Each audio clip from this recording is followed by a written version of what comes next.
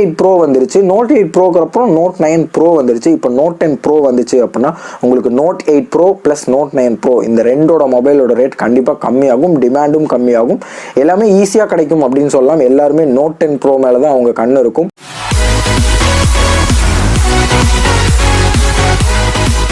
Hello friends, welcome back to our channel. இன்னைக்கு இந்த வீடியோவில் என்ன பார்க்க போகிறோம் அப்படின்னா Redmi note 10 bro.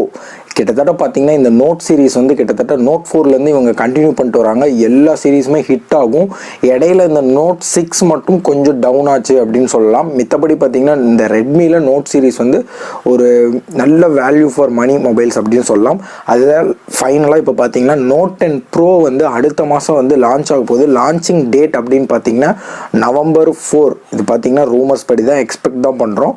Maybe date வந்து சேஞ்ச் ஆகலாம். ப்ரைஸ் அப்படின்னு பார்த்தீங்கன்னா உங்களுக்கு 18,500 ரூபாயிலிருந்து 20,000 ரூபாய்க்கு உள்ளதான் சேல் ஆக வாய்ப்பு இருக்குது.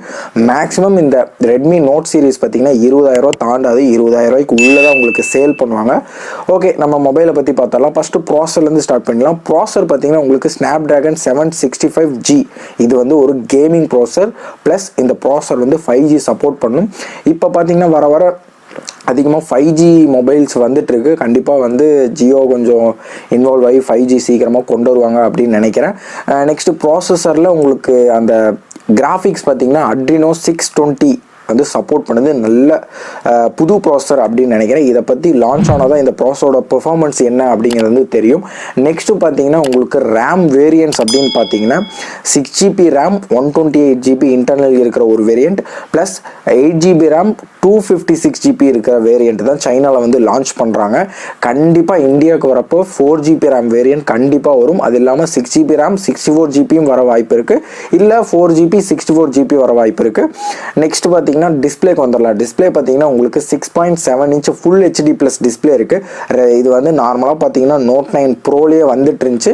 இது அந்த ரெசல்யூஷன் அப்படின்னு பார்த்தீங்கன்னா 1080x2400 resolution. Pixel per inch அப்படின்னு பார்த்தீங்கன்னா 393 பெர் பிக்சல் இன்ச் கொடுத்துருக்காங்க. இது நோட் 9 ப்ரோவை கம்பேர் பண்ணால் கொஞ்சம் சிமிலராக தான் இருக்குது அப்படின்னு சொல்லலாம். ரொம்ப அப்கிரேடுன்னு சொல்ல முடியாது டிஸ்பிளே வைஸ். இதை ப்ரொடக்ட் பண்ணுறதுக்கு உங்களுக்கு Gorilla Glass 5 ப்ரொடக்ஷன் கொடுத்துருக்காங்க. கேமரா வைஸ் கொஞ்சம் தான் அப்டேட் பண்ணியிருக்காங்க அப்படின்னு சொல்லலாம். பேக் கேமரா பார்த்தீங்கன்னா உங்களுக்கு 64 megapixel plus 8 megapixel plus 2 5 megapixel macro shot ஒன்று, டெப்த் சென்சார் ஒன்று, 2 5 மெகா பிக்சல் கொடுக்குறாங்க. மேபி இவங்க 64 மெகா பிக்சல் கொடுக்கறதுக்கு பதிலாக இன்னும் கொஞ்சம் ஒரு 108 மெகா பிக்சல் கொடுத்துருக்கணும். ஆனால் ரூமர்ஸ் படி நிறைய பேர் வந்து ரெட்மி நோட் 10 ப்ரோவில் வந்து 108 மெகா பிக்சல் வர வாய்ப்பு இருக்குது அப்படின்னு சொல்கிறாங்க. கண்டிப்பாக அது வந்து ஒரு 50% தான் சான்ஸ் இருக்குது அப்படின்னு சொல்லலாம். ஏன்னா 108 மெகா பிக்சல் கொண்டு வந்தாங்க அப்படின்னா அவங்க 20,000 ரூபாய்க்குள்ள மொபைல் லான்ச் பண்ண முடியாது. கண்டிப்பாக 64 மெகா பிக்சல் தான் வர வாய்ப்பு இருக்குது. நெக்ஸ்ட் செல்ஃபி கேமரா அப்படின்னு பார்த்தீங்கன்னா உங்களுக்கு 32 மெகா பிக்சல் கொடுக்குறாங்க. இதுலேயும் ரொம்ப அப்டேட் அப்படின்னு சொல்ல முடியாது. ரெட்மி நோட் 9 ப்ரோ மேக்ஸ்லையும் உங்களுக்கு ஃப்ரண்ட் 32 மெகா பிக்சல் தான்.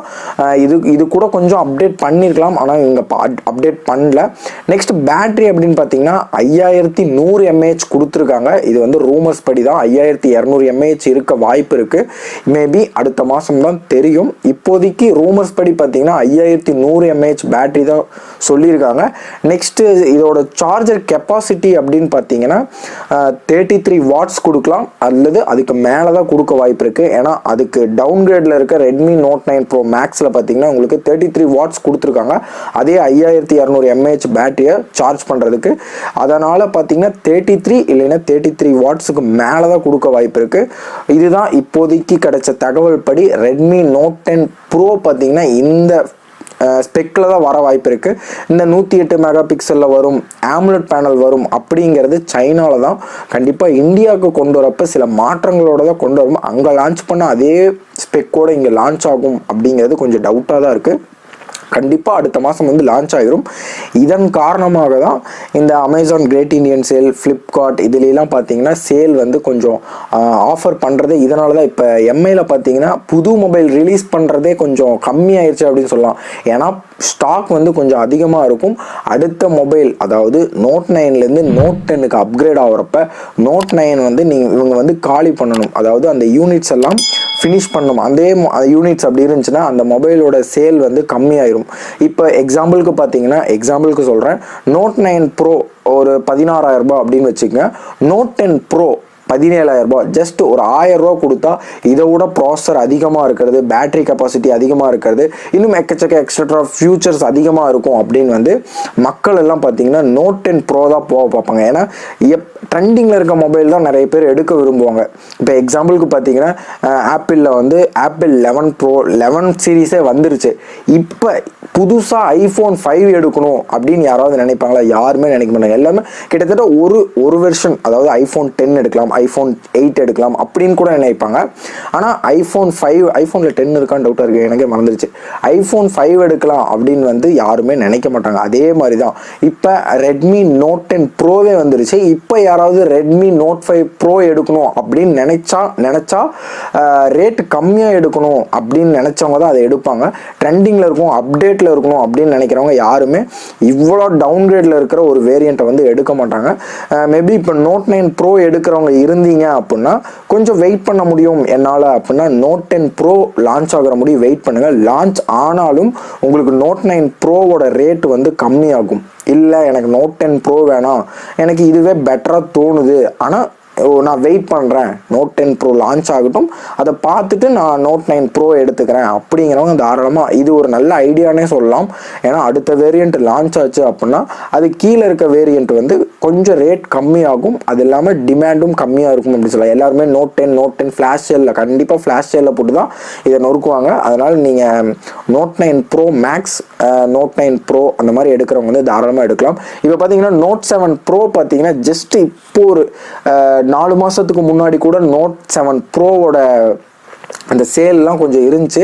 இப்போ பார்த்தீங்கன்னா Note 7 ப்ரோவோட சேல் ஃபுல்லாக கம்ப்ளீட் பண்ணிட்டாங்க.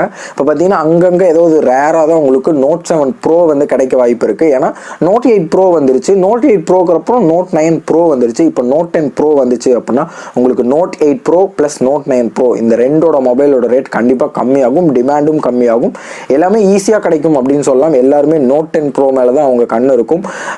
சில பேர் தான் அப்படி நினைப்பாங்க, எனக்கு ஒரு டவுன்கிரேட் வேரியண்ட்டாக இருந்தாலும் பரவாயில்ல, Note 10 Note 9 இருந்தாலும் ஓகே அப்படின்னு நினைக்கிறவங்க கம்மி பேராக தான் இருப்பாங்க. நிறைய பேர் பார்த்தீங்கன்னா ஒரு 500 ரூபா கொடுத்தா போதும் அடுத்த வேரியண்ட் வருது அப்படின்னு தான் எடுப்பாங்க.